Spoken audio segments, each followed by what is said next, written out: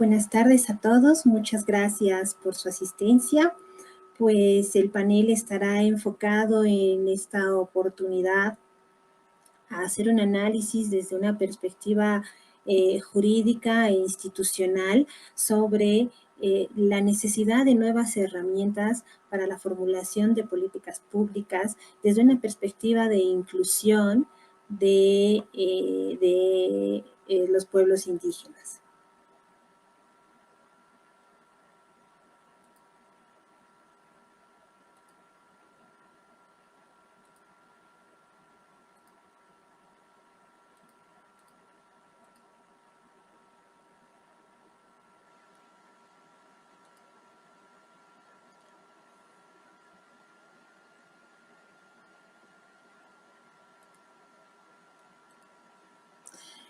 Integridad y sensibilidad social, la necesidad de nuevos marcos de análisis para la formulación de políticas públicas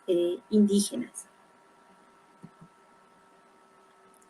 Los pueblos indígenas se constituyen en un desafío para la función pública del siglo XXI en el marco del Estado Plurinacional de Bolivia. Sobre todo porque el movimiento indígena desde la década de los 80 ha sido un constante luchador de reivindicador de sus derechos. En la década de los 80, los 90 y por supuesto el nuevo milenio no ha dejado de plantearse en cada periodo objetivos trascendentes que le han permitido crecer como un actor social importante.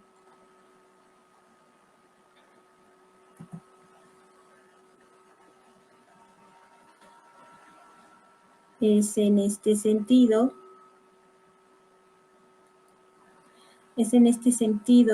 que el marco de derechos reconocidos desde una perspectiva indígena han logrado ser incorporados en la institucionalidad del Estado boliviano, gracias principalmente a la aprobación de la nueva Constitución Política del Estado en el 2009, que plantea y se desarrolla y se presenta de por sí como una de las normas que más ampliamente reconoce los derechos de los pueblos indígenas. El artículo 30 de nuestra Constitución contempla los derechos de los pueblos indígenas como una expresión de carácter plurinacional dentro del Estado de Bolivia. En este sentido, se debe señalar, por ejemplo, de que tanto se reconoce y se constituye en una herramienta importante de inclusión institucional de los pueblos indígenas en un marco normativo legal como es la Carta Magna. Los conceptos de investigadores como Mendoza y Prada en el 2014 hacen énfasis en los procesos del Estado Plurinacional de Bolivia desde una perspectiva de descolonización y transición del país a la consolidación de un Estado plurinacional. Vale decir que ellos analizan el cambio y resaltan el cambio social que ha vivido Bolivia desde una perspectiva de derecho con una estructura lógica, práctica, monoética y monocultural a un Estado plurinacional, comunitario y autonómico. Si bien es cierto que la Carta Magna, desde el artículo 1 hasta el artículo 255, donde promueve el respeto a los derechos de los pueblos indígenas originarios y tiene como clave la pluriculturalidad enmarcada en un contexto de pluralismo político, económico, jurídico, cultural y lingüístico, establece a su vez a un autogobierno de libre determinación como un derecho central del mismo pueblo indígena, habiéndose aprobado precisamente en la Constitución Política del Estado todo este escenario y todo este transcurrir para que se identifique la existencia de las naciones, de los pueblos indígenas originarios campesinos y su dominio ancestral sobre los territorios, garantizando su libre determinación en la unidad del Estado mismo. Es en este sentido que nuestra Constitución, en el artículo 242, promueve ciertos mandatos constitucionales que obligan a una estructuración de una gestión pública ampliamente participativa. Es decir, que la gestión pública desde la consolidación del Estado plurinacional en el 2009 y debe consolidar y articular sus instituciones a través de mecanismos administrativos de gestión con los ya establecidos en las comunidades y en los pueblos indígenas, lo que debe ser completamente desarrollado de una forma articuladora, amigable, tanto en la misma formulación de la política pública como en la implementación de instrumentos de gestión. Para esto se debe considerar que debe primar desde una perspectiva originaria indígena, debe primar el bien social y la autonomía de los pueblos indígenas que ya está enmarcada en la Constitución Política del Estado del 2009 como un mecanismo de construcción participativa. Es decir, que se debe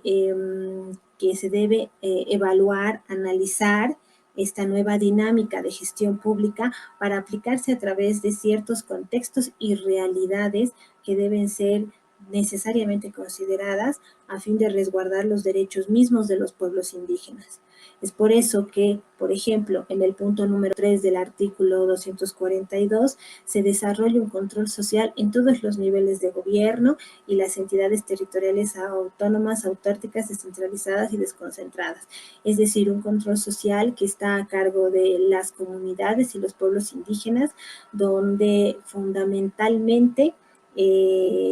desarrollan acciones de integración hacia la administración pública, desarrollan acciones de interacción y de integración dentro de ese papel protagónico que le otorga la Constitución Política del Estado, incorporando estos elementos, pero también incorporando ciertas herramientas como la formulación de informes que fundamenten esta solicitud de revocatoria de mandato de acuerdo a un procedimiento preestablecido, o la coordinación en la planificación y el control de los órganos y las funciones del Estado, y así mismo el propio órgano electoral debe estar aperturado en transparentar las postulaciones de los candidatos para los cargos públicos que correspondan, obviamente con la inclusión de los candidatos indígenas en el marco de los ámbitos democráticos que corresponden en todos los procesos electorales. Es en este sentido que se debe implicar un nuevo modelo de administración y de gestión pública que incorpore fundamentalmente el reconocimiento de las unidades territoriales indígenas, originarias y campesinas, asuma valores y principios de estos pueblos indígenas como una parte fundamental y estructural del mismo funcionamiento de ellos hacia las herramientas del Estado. Es en este sentido que nuestra Constitución Política del Estado participa y garantiza la participación misma de los pueblos indígenas en la construcción del Estado plurinacional. Desde una perspectiva teórica, pues sí, la Constitución Política del Estado se consolida como una de las más inclusivas a nivel mundial, considerando, como lo mencionaba antes, de que ha adoptado 5 leyes fundamentales para consolidar esta estructura que se plantea en la Constitución. Por ejemplo, se han desarrollado normas complementarias que se deben coordinar, reglamentar, asociar y participar de forma paralela y complementaria a la Constitución en el marco de los pueblos indígenas y de sus costumbres. Por ejemplo, la Ley 027 del Tribunal Constitucional Plurinacional, la Ley número 025 del órgano judicial, la Ley 026 que plantea el régimen electoral, donde específicamente detalla la inclusión de pueblos indígenas y de candidatos pertenecientes a algún pueblo indígena en el marco de garantizar sus derechos de participación y sus derechos democráticos, y por ende la Ley 031, que es la Ley Marco de Autonomías y Descentralización, que reconoce las autonomías indígenas desde una perspectiva regional, no departamental. Recordemos que Bolivia tiene una división y una estructura departamental, está constituida por 9 departamentos. Sin embargo, la Ley Marco de Autonomías pues trascienden los límites departamentales y reconoce las autonomías indígenas desde una perspectiva regional.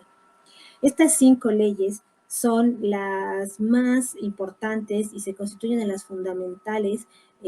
para las naciones y los pueblos indígenas porque consolidan y amplían los derechos que están instituidos en la propia Carta Magna. Es así que si hacemos un análisis desde una perspectiva internacional, la Declaración de las Naciones Unidas, por ejemplo, sobre los derechos de los pueblos indígenas, forma parte de la legislación boliviana con la Ley 3760.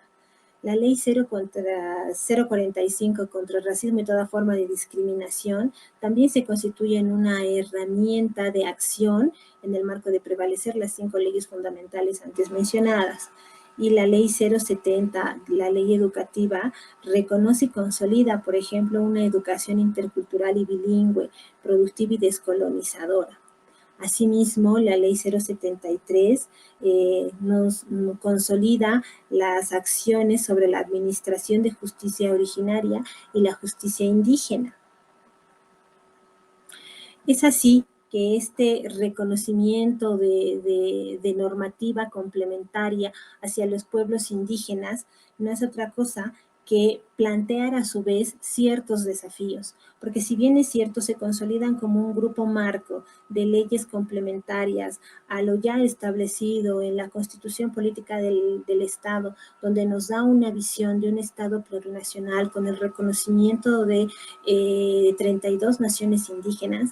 pues plantea a su vez otro gran desafío, que es la institucionalidad pública del Estado en Bolivia. La incorporación de los pueblos indígenas en el reconocimiento de la Constitución Política del Estado debe ir acompañada del reconocimiento dentro de la estructura territorial política en el marco de la Ley de Autonomías, por ejemplo, con todos sus alcances como organizaciones territoriales de autogestión, de gestión pública, de gestión administrativa, de desafíos que requieren una serie de ajustes en la misma administración y buscan mecanismos de articulación en este sentido. Deben ir, en todo caso, acompañadas de normas que detallen y acciones y herramientas de planificación, de institucionalización y de nuevos modelos de políticas públicas que presenten características comunes y a su vez diferencias particulares que plantea el desarrollo de los procesos de la gestión pública y la planificación desde una perspectiva comunitaria. Son todas estas acciones, especialmente del punto 6, del punto 7 y del punto 9, donde se constituyen en un régimen estatal a través de la Ley Marco de Autonomías y de Pueblos Indígenas para ejercer el derecho a la libre determinación y al autogobierno, así como el desarrollo de acuerdo con sus propias necesidades, intereses, modelos económicos, estructuras políticas, culturales, etcétera, etcétera, ¿no? En el territorio nacional se han conformado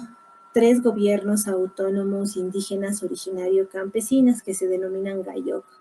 Sin embargo, estos procesos de consolidación y de reconocimiento de gobiernos autónomos indígenas y de reconocimientos de cartas magnas autonómicas indígenas también han conllevado un tiempo administrativo más de lo que plantea la propia ley de autonomías, pues el territorio de Charagua y Uruchipaya han realizado su carta magna, por ejemplo, en el año 2013 y se les ha dado la aprobación el año 2019, a principios del año 2019. Este retraso en las consolidaciones obviamente institucionales promueven también un retraso en el reconocimiento de los derechos de los mismos pueblos indígenas. Entonces, esta vía de conversión que se ha hecho al reconocimiento del territorio autónomo indígena originario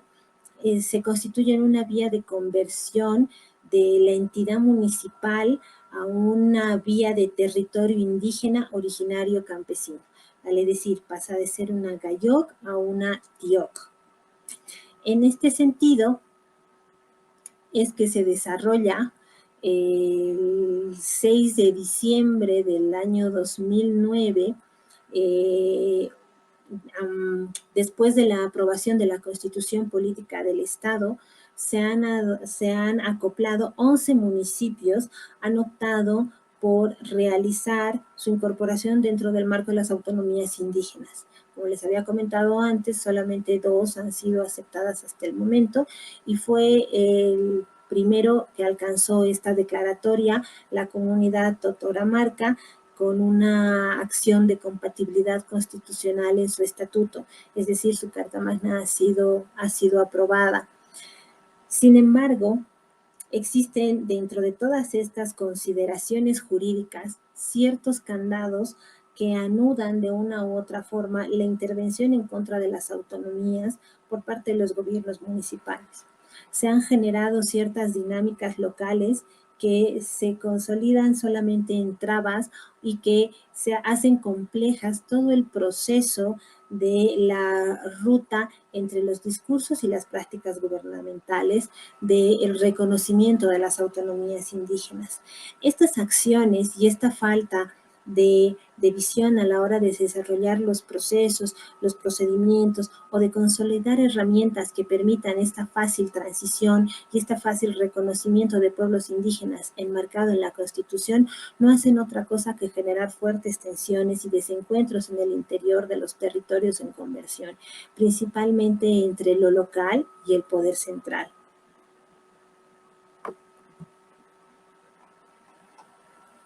Es en este sentido que, por ejemplo, con la promulgación de la nueva Constitución Política del Estado, se han generado grandes desafíos en la incorporación de los pueblos indígenas en la estructura misma del Estado. A este efecto, se ha dictado normas legales, como ya les había dicho, 5 fundamentales y otras 5 complementarias, de una que se consolidan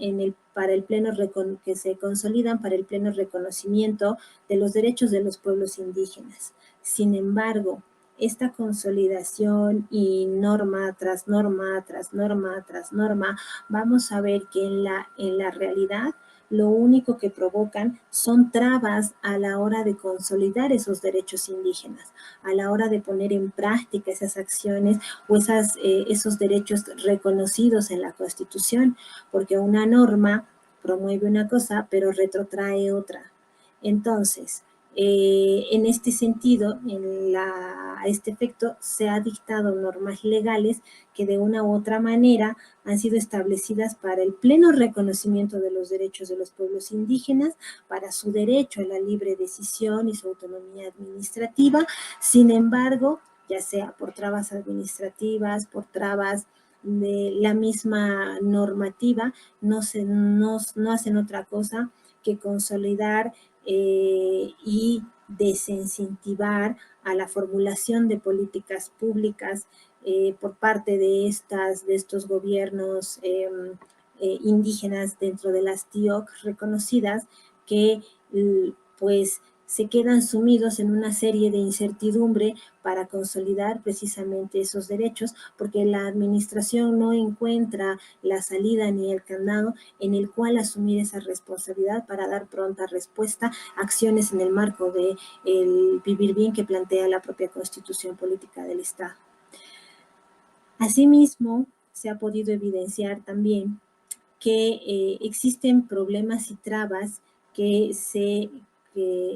atañen a la propia estructura de la administración y de la consolidación del Estado, más aún existiendo una falta de definición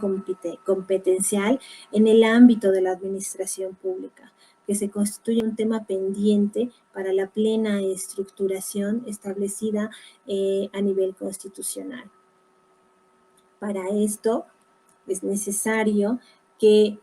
se tenga que tener en cuenta que debemos acompañar la definición de competencias a un nivel administrativo y de la propia gestión pública, pues existen competencias a nivel central que no han sido delegadas a las unidades territoriales, por ejemplo, y era lo que les comentaba hace un momento. Se constituyen en una maraña de procesos y procedimientos que no salen de la administración central y de que pues niegan el derecho a una libre formación y decisión de los pueblos indígenas enmarcados en su propia autonomía, que está desarrollada en la propia ley.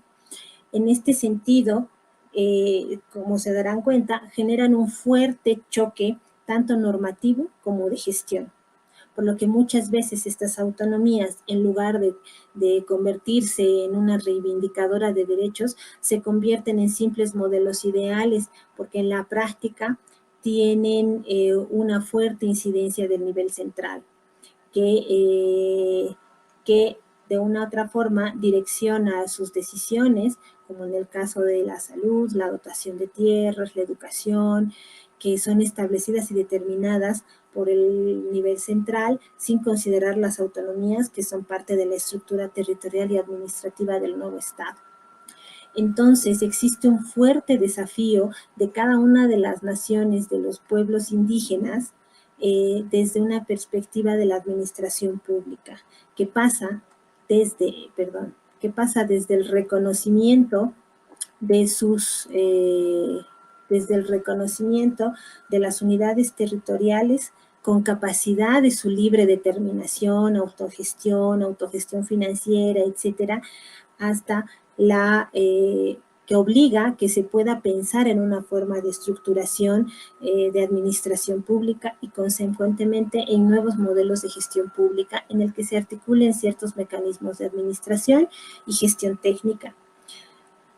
Todas estas acciones y contradicciones que plantea la Constitución y que plantean las normas que deberían ser complementarias no hacen otra cosa que generar ciertas contradicciones para que y se observe la necesidad de adecuar modelos y normas legales y administrativas para incorporar plenamente los derechos de los pueblos indígenas que han sido plenamente reconocidos en la Constitución Política del Estado. Estos cambios estructurales del Estado plurinacional implican una mirada hacia un modelo de administración pública diferente. Se hace necesaria una administración pública que se articule con los principios y valores comunitarios en el ejercicio pleno de los derechos de los pueblos indígenas que ya están, lo digo una vez más, reconocidos en la Constitución Política del Estado desde el año 2009. Es así que si observamos la representación indígena en la Asamblea Legislativa Plurinacional por departamento, encontraremos que existen contradicciones tanto en el avance democrático que ha permitido el espacio tradicional territorial a la incorporación de estos derechos y de participación, de inclusión en la vida política, de participación en el electoral, en los espacios tanto departamentales, municipales y en la misma Asamblea Legislativa. El Departamento de Santa Cruz, por ejemplo, reconoce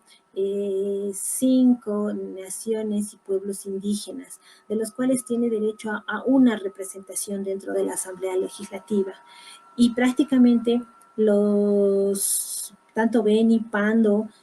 Tarija, Cochabamba, La Paz y Oruro, con todos los pueblos indígenas que se aglomeran en sus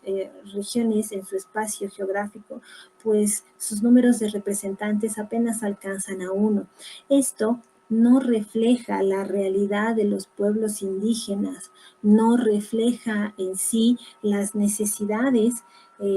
que plantean la misma Constitución Política del Estado desde una perspectiva del reconocimiento de sus derechos. Si bien con la Constitución hemos logrado grandes avances respecto al nuevo marco constitucional legal que reconoce y promueve el respeto a la diversidad cultural, hacia una creación de autonomías indígenas con gobiernos representativos en todo el territorio nacional que se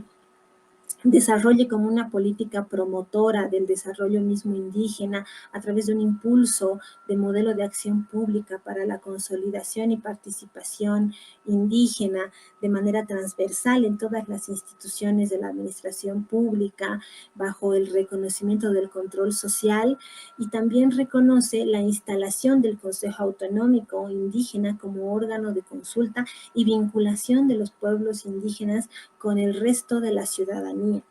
Sin embargo, estas acciones que se expresan en la Carta Magna desde un punto de vista administrativo en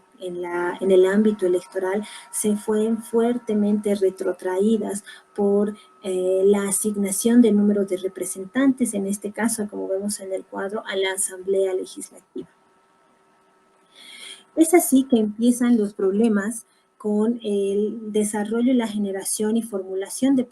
políticas públicas para los pueblos indígenas. Si bien es que se tiene todo un marco normativo de derechos para los pueblos indígenas que plantean entre la pluralidad y el autogobierno, el respeto, la inclusión, etcétera, etcétera, esto en realidad no es otra cosa que un reconocimiento de su lucha constante, y es precisamente lo que la normativa junto con la política pública, la normativa lo refleja, la política pública no, y la normativa se vuelve una traba para el desarrollo integral de estas políticas públicas y para el planteamiento integral de estas políticas públicas. Un claro ejemplo de esto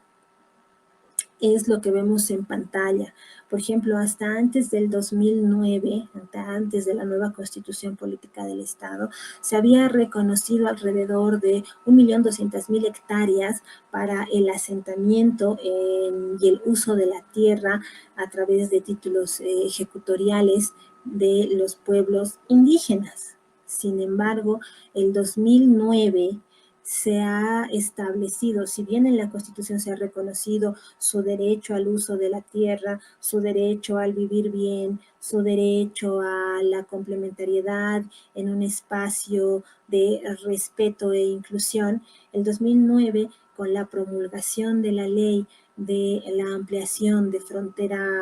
agrícola, se ha establecido y se les ha quitado 200.000 hectáreas que iban hacia favor de otro grupo social, y se ha conllevado a un enfrentamiento entre pueblos indígenas y comunidades rurales con grupos sociales no reconocidos dentro de los pueblos indígenas propiamente, ¿no es cierto? Entonces, todo este avance democrático que se ha hecho con la Constitución Política del Estado ha permitido generar ciertos espacios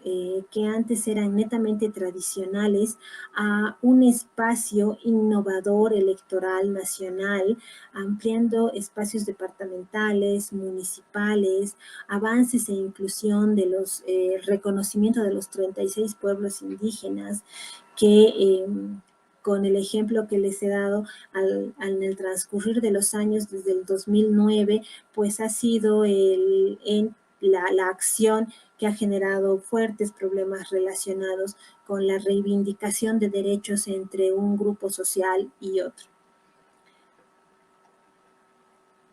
Es en este sentido que si analizamos la participación política indígena, volvemos al cuadro anterior, la participación política indígena desde una perspectiva de un marco normativo y de una estructura institucional, pues vemos que el primer elemento dentro de la Constitución reconocemos los instrumentos que le permiten a los pueblos indígenas actuar dentro de la sociedad boliviana con la reivindicación de sus derechos electorales, la participación e inclusión social y su participación política. Sin embargo, estos derechos deben establecer los medios a través de los cuales los pueblos interesados puedan participar libremente, por lo menos en la misma medida que otros sectores interesados de la población en todos los niveles de adopción, en todos los niveles de gobierno, en todos los niveles de decisión institucional y los mismos órganos administrativos y de los que son responsables de la generación y formulación de políticas y programas que los involucren. Por ejemplo, ahí encontramos una de las primeras grandes contradicciones desde una perspectiva legal o normativa. La ley de partidos políticos, la ley número 1096, la ley de organizaciones políticas aprobada en 2018, la ley 4021 del órgano legislativo, la 026 del régimen electoral, pues no hace otra cosa que desnudar más las contradicciones entre lo planteado en la Carta Magna y la normativa complementaria que se ha ido generando después respecto a los pueblos indígenas de forma puntual. Por ejemplo, se tienen aspectos peculiares que condicionan la orientación ideológica de un partido o de una asociación política, lo cual está pasando con el actual partido de gobierno reconocido como una organización política y no como un partido político. Bueno, entrando ya dejando de lado debates conceptuales, pues está reconocida por el órgano electoral como una organización política que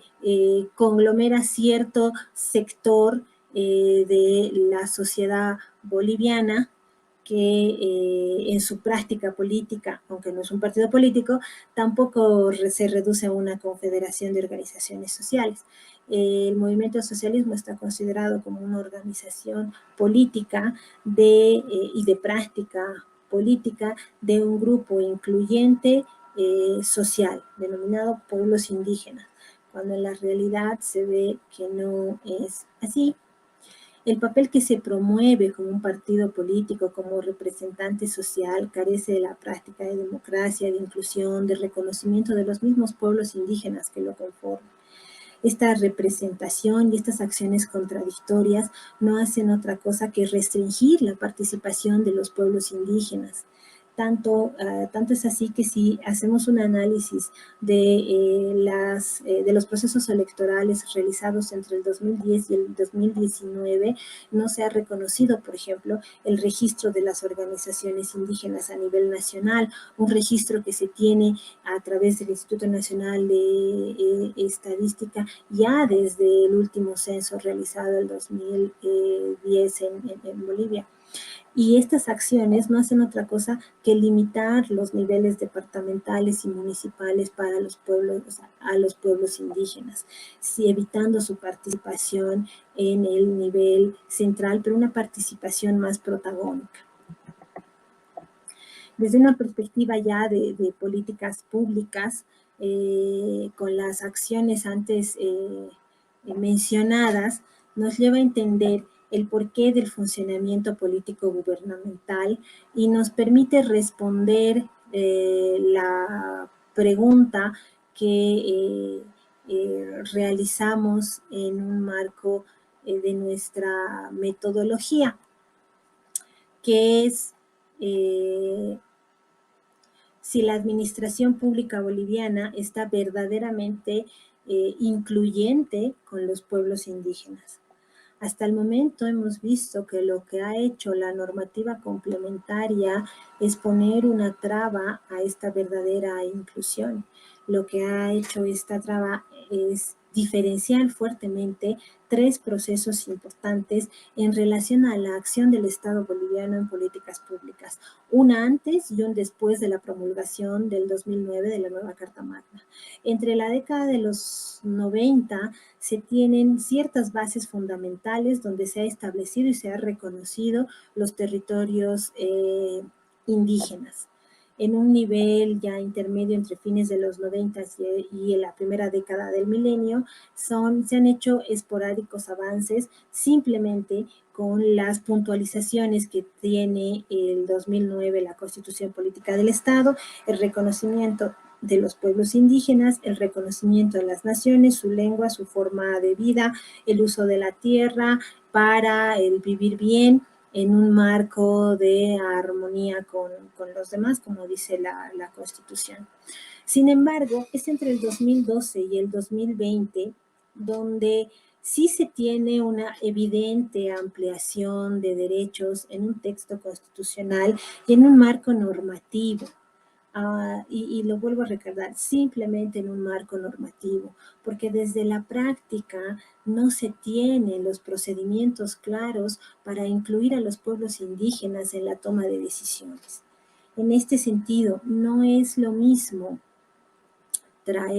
llevar al Estado hacia los pueblos indígenas, donde el Estado asiente bases y asiente presencia de Estado en los territorios indígenas, muchas veces olvidados, a simplemente abrir espacios de poder tanto en los gobiernos subnacionales como central para traer a los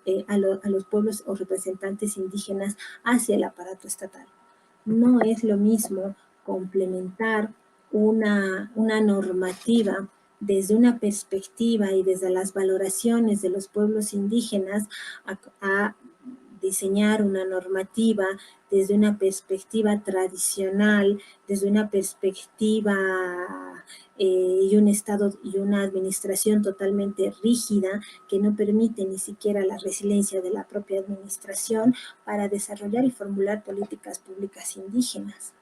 En ese sentido, nosotros traemos y planteamos los siguientes aspectos de política pública que nos van a permitir desarrollar o por lo menos pensar mejor a la hora de hacer la formulación de una política pública indígena. Y utilizamos el modelo complementario que se ha desarrollado ya en la década de los 90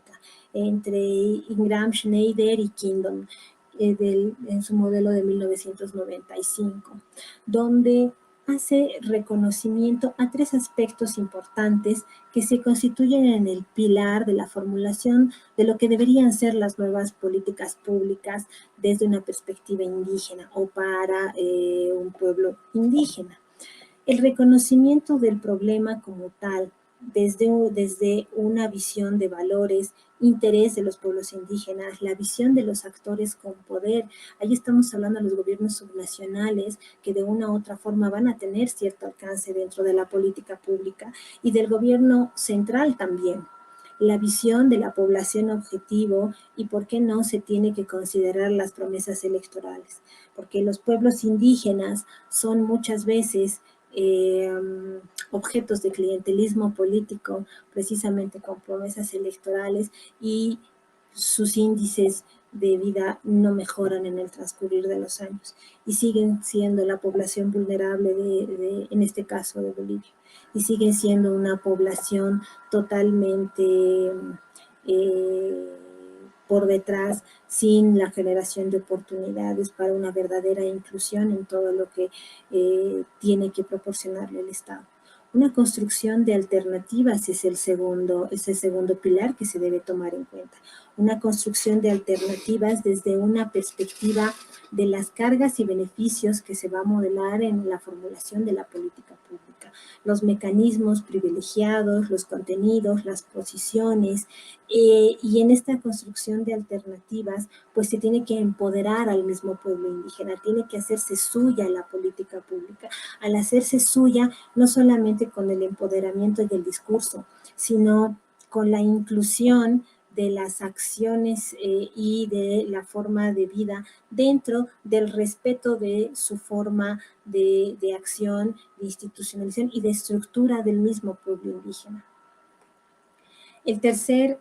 elemento importante son las condiciones del entorno, desde un análisis del ambiente político, una estabilidad, la gobernabilidad, la realidad dentro y fuera de la política, el cambio de posiciones de los actores. ¿Por qué es importante tener esto? Recordemos que dentro del accionar boliviano, pues se ha hecho lo contrario, se han abierto espacios dentro del el gobierno central y la propia administración, pequeños espacios de poder que son asignados a pueblos indígenas, obviamente mediante el voto, pero son exclusivamente para pueblos indígenas. Esto, lo lejos de asentar una garantía de una formulación correcta de una política pública, lo único que ha hecho es generar clientelismo político.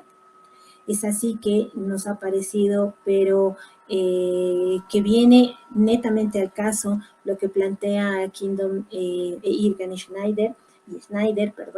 donde habla de que el enfoque enriquece el análisis, o sea, se tiene que hacer este enfoque para enriquecer el análisis de los investigadores que se apoyen en otros enfoques, otorgando un mejor examen de lo que ocurre en la caja negra de las políticas públicas. Y está precisamente ahí en las condiciones del entorno lo que conlleva la caja negra de las políticas públicas indígenas. Si dentro de la política pública trabajamos bajo estos tres pilares, con esas premisas, lo que vamos a generar es una ventana de oportunidades que nos va a brindar una política pública en el mediano y en el largo plazo sostenible y sustentable. Otro de los aspectos que es motivo de debate en Bolivia con los 36 pueblos indígenas es la participación electoral, no solamente en relación al derecho al voto, sino en relación a la participación de hombres y mujeres indígenas en cargos de elección. El cuadro que ven en la parte inferior es de la elección del acto electoral del año 2010, donde vemos que la participación de hombres en el caso de diputados ha estado un 80% por encima de las mujeres, y de esta acción, pues tan solamente el 7% ha sido una participación indígena. En el caso de senadores, se tiene un 50% de participación equilibrada entre varones y mujeres. Sin embargo, la participación indígena en senadores alcanza el 3%. En el tema de alcaldes y la elección es mucho peor para los indígenas, porque si bien la participación de los hombres alcanza un 90% y un 10% en la participación de las mujeres, en un porcentaje global se alcanza al 1% de participación de representaciones indígenas en esta elección, tanto subnacional como general, que se ha dado el 2010 en Bolivia. Todo esto nos hace pensar lo siguiente. Los asambleístas departamentales, entre hombres, mujeres y indígenas, pues tienen porcentajes de participación muy por debajo de lo que se tiene en comparación a los identificados como no indígenas. Entonces, ¿qué es lo que se ha hecho con el reconocimiento de las acciones políticas, el reconocimiento de la participación electoral y el reconocimiento de los derechos políticos de los pueblos indígenas? Se han creado microespacios, porque son bastante reducidos, para su inclusión dentro de las instituciones de gobiernos general y subnacionales, lo que no garantiza que se los esté considerando en políticas públicas integrales desde una perspectiva indígena para el desarrollo de los pueblos indígenas. Y aquí vemos nuevamente lo que les decía, no es lo mismo traer el Estado, llevar al Estado hacia un territorio indígena y que asiente sus bases institucionales, estructurales, democráticas, con todo lo que el Estado, pues ese es el encargado de dar, con temas de salud, educación, etcétera, etcétera, a abrir estos pequeños espacios y llevar los indígenas al Estado. Eso no te garantiza una plena inclusión de los pueblos indígenas y tampoco garantizan unas políticas públicas efectivas para el desarrollo de estos pueblos. En el caso boliviano, por ejemplo, 11 municipios que se han transformado en autonomías indígenas han elegido alcaldes transitorios por voto, universal. Sin embargo, esta elección de alcaldes transitorios, el 2010, no ha hecho otra cosa que convertirse en un instrumento político. ¿Por qué? Porque en esta elección han estado supeditados a partidos políticos, con la mediación de partidos políticos. No se han reconocido y no se reconocen todavía por el órgano electoral grupos y comunidades o agrupaciones ciudadanas netamente indígenas. Todas son a través de siglas políticas o agrupaciones ciudadanas conformadas en las ciudades por viejos partidos políticos, pero que se conforman en las ciudades, que abren precisamente estos microespacios de traer uno o dos candidatos de pueblos indígenas para lanzarse con las ya acostumbradas, con los ya acostumbrados planchas, grupos a las elecciones, tanto subnacionales como generales. En este sentido, debemos analizar el contexto electoral desde una perspectiva de participación y control social, que es lo que también la Constitución nos permite en el artículo 144. Si analizamos el contexto electoral a partir de la democracia comunitaria, pues nos aferramos en que en la Constitución nos menciona que el derecho de participación comprende el dónde se practique la democracia comunitaria, los procesos electorales que se deben ejercer según normas y procedimientos propios, supervisados por el órgano electoral, siempre y cuando el acto electoral no esté sujeto al voto igual, universal, directo, secreto, libre y obligatorio. Y es precisamente esta brecha que han aprovechado el 2010 los partidos políticos para irrumpir en los municipios que han hecho su conversión de pueblos indígenas y de territorios indígenas a pequeños municipios, para irrumpir y arrebatar ese derecho de participación de pueblo indígena en un marco electoral y constitucional democrático. En este sentido, debemos tener bien en cuenta que la Constitución, en el artículo 144, nos plantea ya las bases para una democracia directa y una democracia comunitaria. En este sentido, se complementa con el artículo 30 en el parágrafo 2 de la propia Constitución, donde asienta la participación en los órganos e instituciones del Estado, donde todos los candidatos y candidatas a los cargos públicos electos, o con excepción del órgano judicial y el Tribunal Constitucional, pues pueden ser postuladas y postulados a través de organizaciones de las naciones y pueblos indígenas originario-campesinas. Pero como recordarán, les dije, no existe una agrupación ciudadana reconocida por el órgano electoral. Simplemente son agrupaciones ciudadanas conformadas en las ciudades, viejos partidos políticos con nuevas siglas que pues hacen esa apertura y un juego de clientelismo político. Como podrán ver, ninguno de estos preceptos y los preceptos que se han planteado en la Constitución están siendo aplicados en la práctica. Las crisis político-partidarias que aqueja a Bolivia ya desde hace varios años ha terminado por introducir en los partidos políticos el clientelismo político como una práctica recurrente, y para eso están instrumentalizando a los pueblos indígenas y su representación para asentar los discursos de inclusión y de democracia dentro de una estructura electoral que no hace otra cosa que mimetizarse entre las ciudades y las ambiciones de los propios partidos políticos. Otro hecho importante que se debe considerar es que en un contexto de democracia participativa y directa, la ciudadanía puede ampliar su participación en la formulación de políticas públicas. Así lo menciona en un análisis Mendoza el año 2012, donde considera que en un contexto de democracia, la ciudadanía amplía absolutamente todos sus mecanismos, todos sus instrumentos de participación en la formulación, implantación y control de las propias políticas públicas. Sin embargo, esto tampoco está siendo desarrollado e implantado en Bolivia respecto a los pueblos indígenas, pues los pueblos indígenas se basan en una de las leyes fundamentales, que es el control social.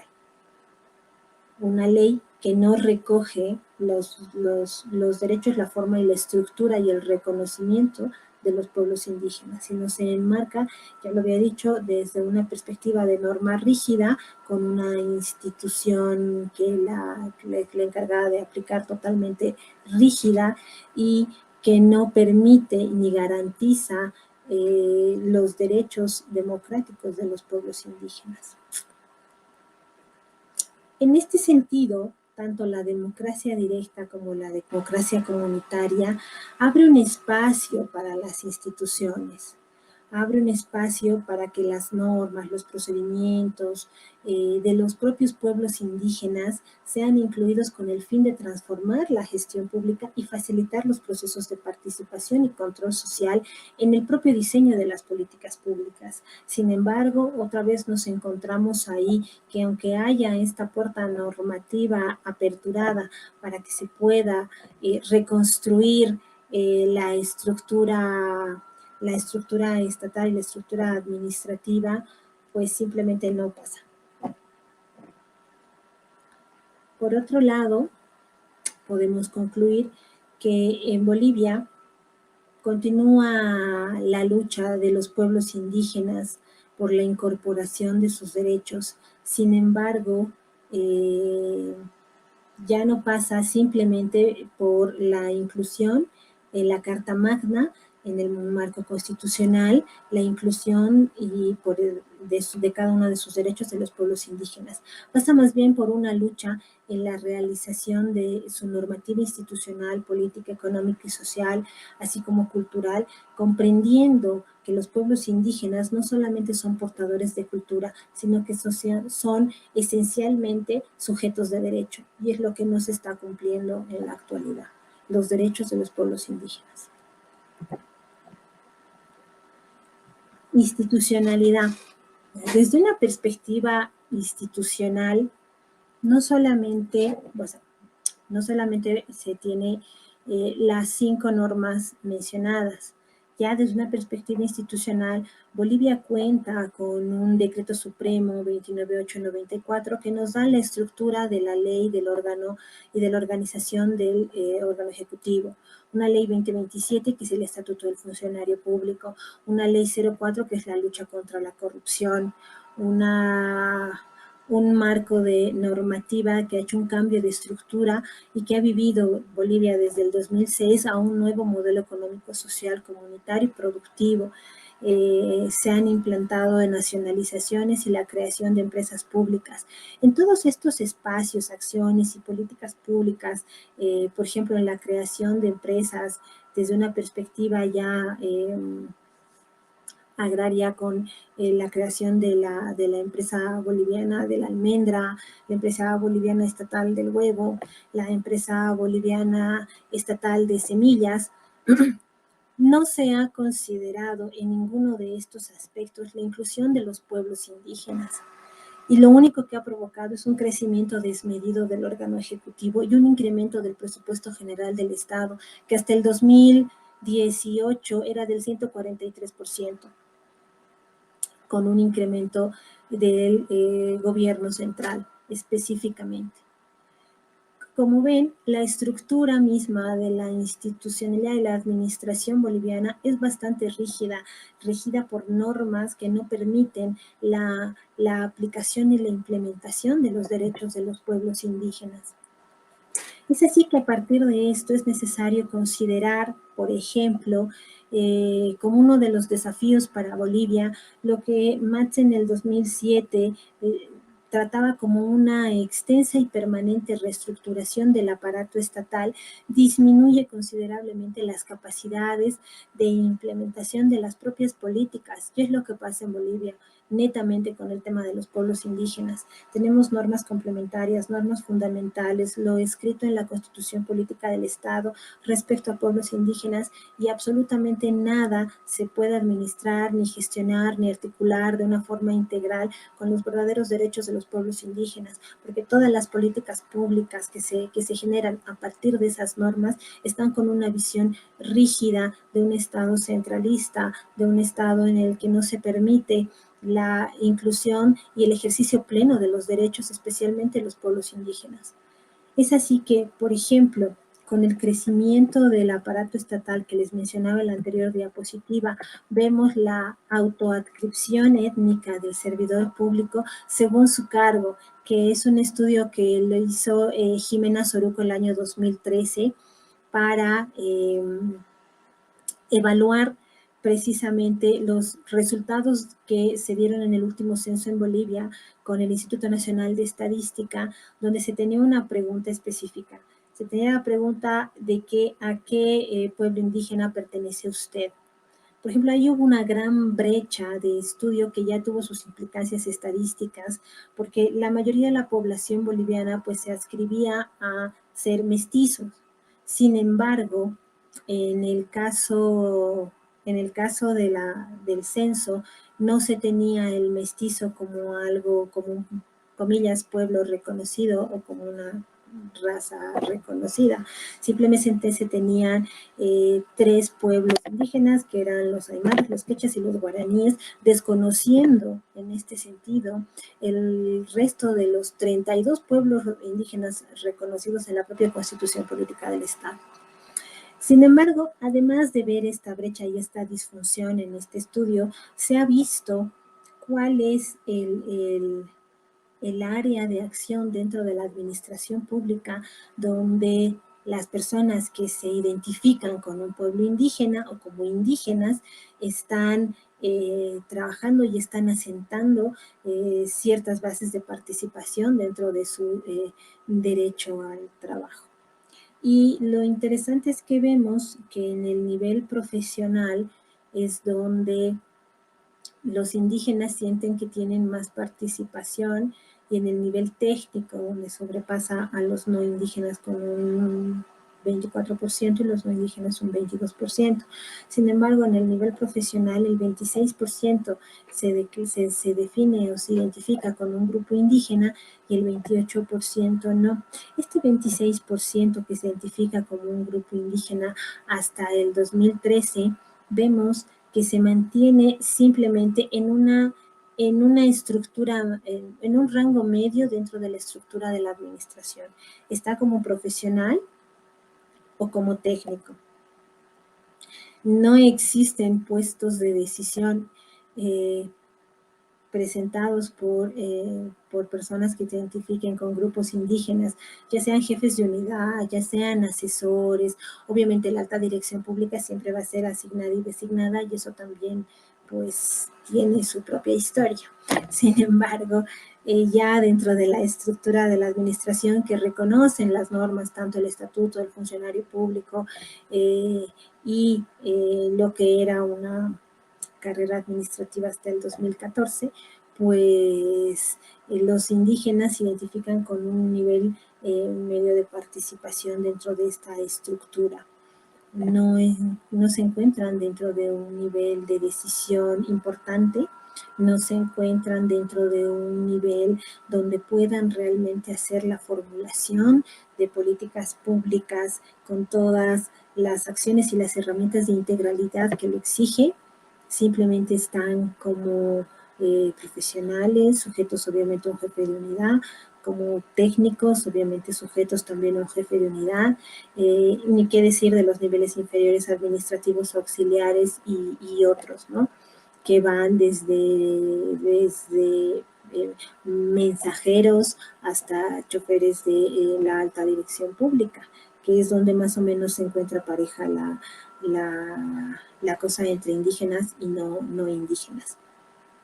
Estas acciones nos muestran la realidad de lo que ha sido el involucramiento y el desarrollo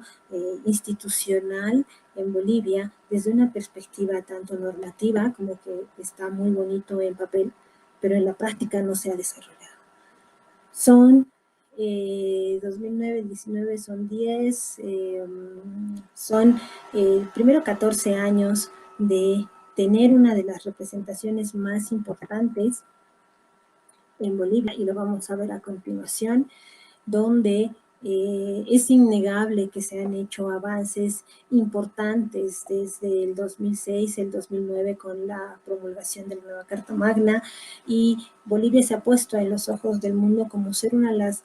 constituciones más inclusivas del mundo, y el reconocimiento a los pueblos indígenas. Simplemente ese reconocimiento no pasa de la Constitución. La Bolivia profunda se hace visible con la instrumentalización de estas leyes, por ejemplo, la Ley de Agrupaciones Ciudadanas y Pueblos Indígenas, que ya les comentaba hace un momento en las anteriores diapositivas, reconoce a los pueblos indígenas como sujetos político-electorales con facultades para concurrir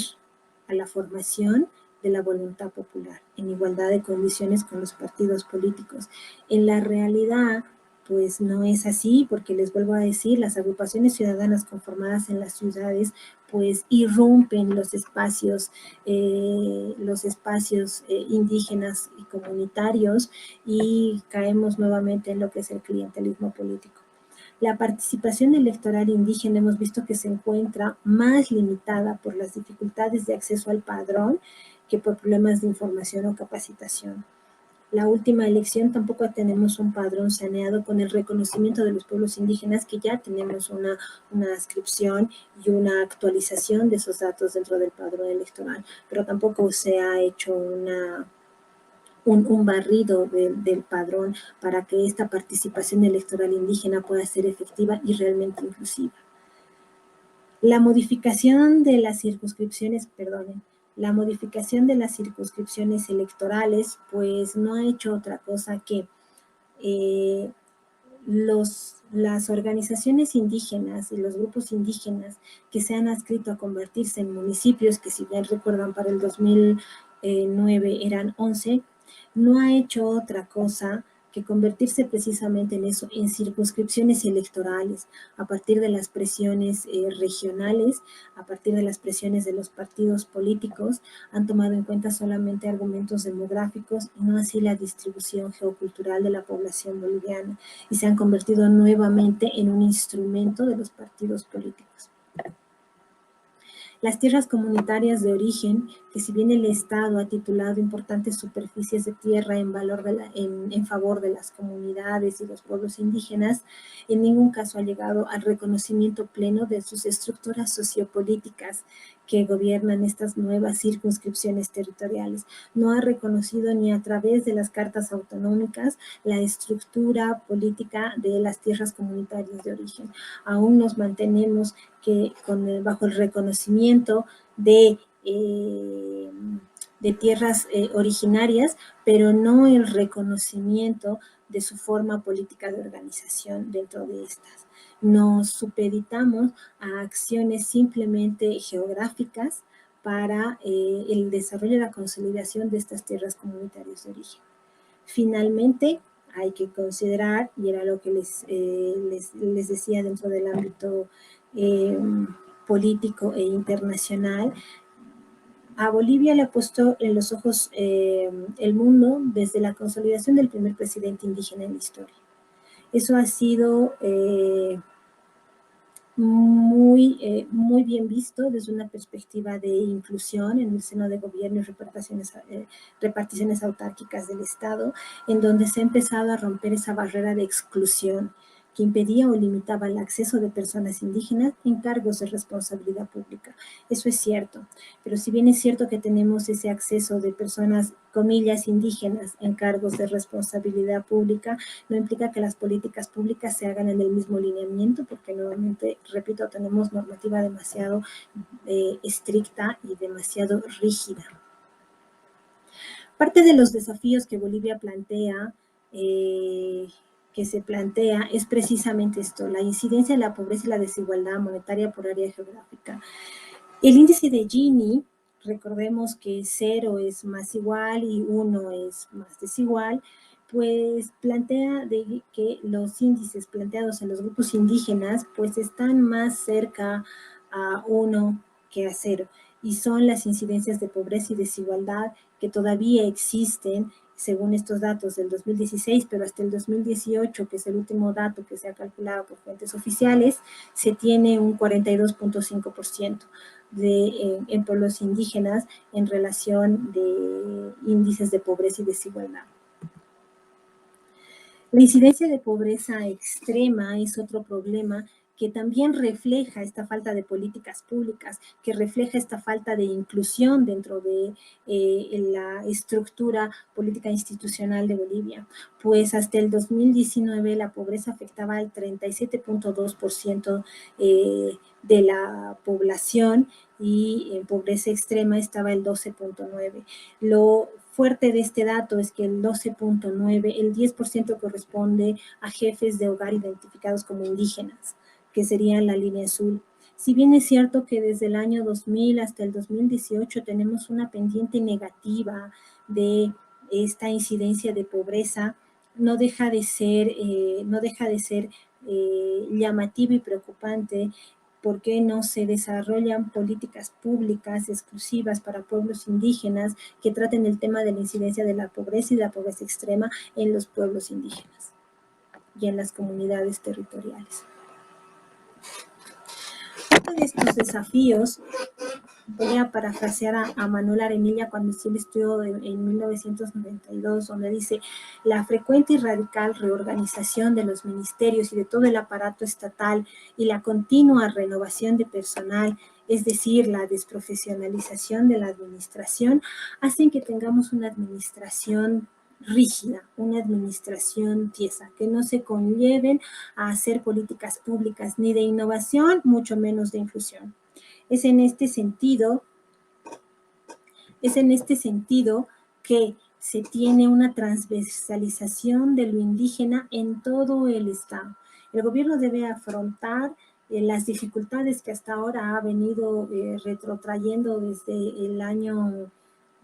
2009 con la incorporación del Estado plurinacional y el reconocimiento de los 32 pueblos indígenas, e implementar políticas que sean coherentes, pero que también sean articuladas al servicio de los pueblos indígenas.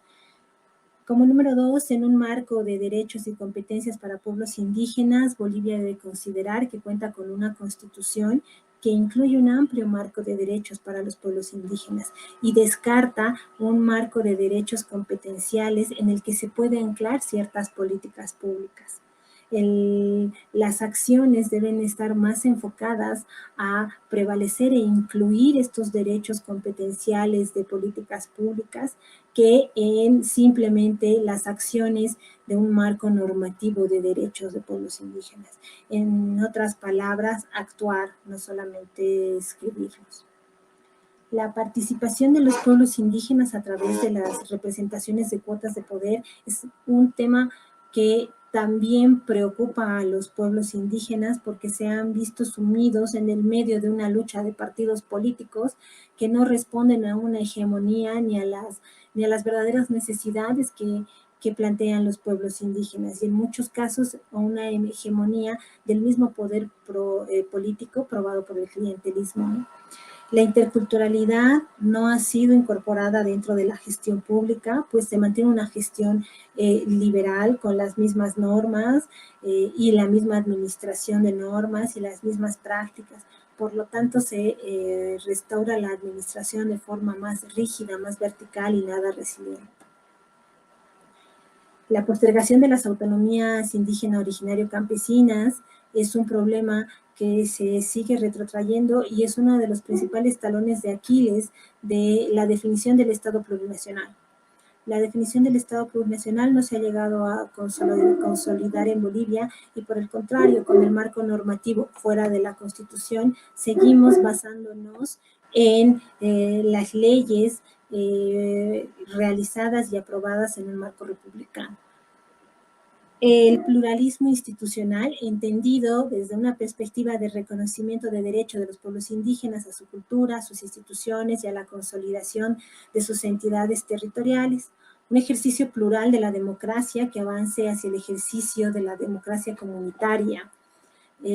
con el reconocimiento de las acciones, las directrices y las aristas que pueda tener esa democracia comunitaria, como lo que pasa en los territorios indígenas que ya les había mencionado. El hecho jurídico, aún con el reconocimiento de la constitucionalización de la democracia comunitaria, no ha abierto espacios de institucionalización de las estructuras y de las prácticas del ejercicio de las formas de gobierno comunitario. Es así que también me gustaría terminar con una frase de Manuel Arenilla, donde precisa que es preciso robustecer la buena gestión y los valores democráticos en las administraciones públicas para que conllevemos a políticas públicas y garanticemos los derechos de los ciudadanos. Recordemos que como administradores públicos lo que nos corresponde es ser un velador de los derechos de los ciudadanos, pero un velador de derechos ciudadanos de absolutamente todo el territorio nacional. Y eso incluye, obviamente, a los pueblos indígenas. En síntesis, podemos ver de que el sujeto indígena en Bolivia, como sujeto político, social y cultural a partir de la nueva constitución, pues se ha quedado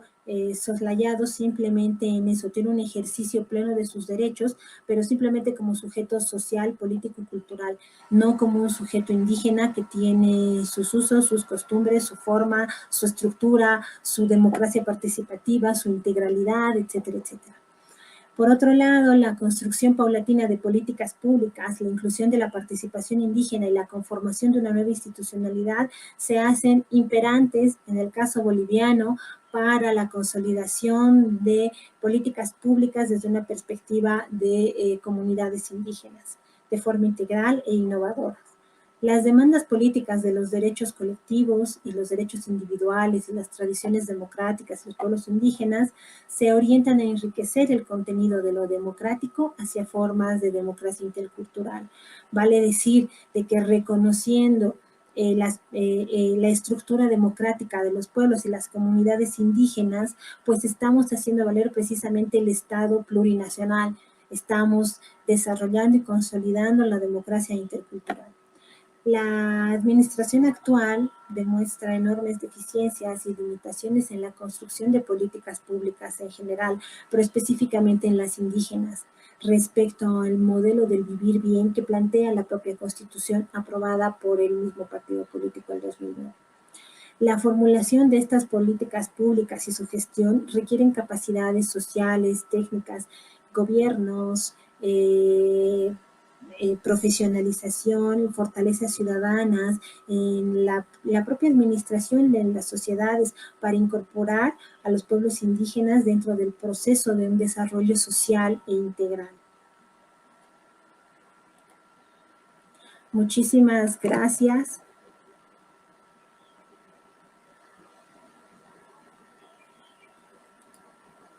Muchas gracias.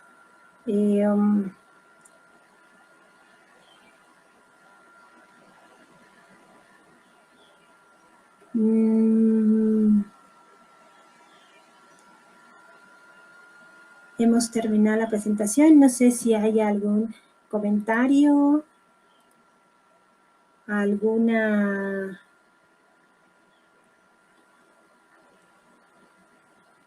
Perfecto. No tenemos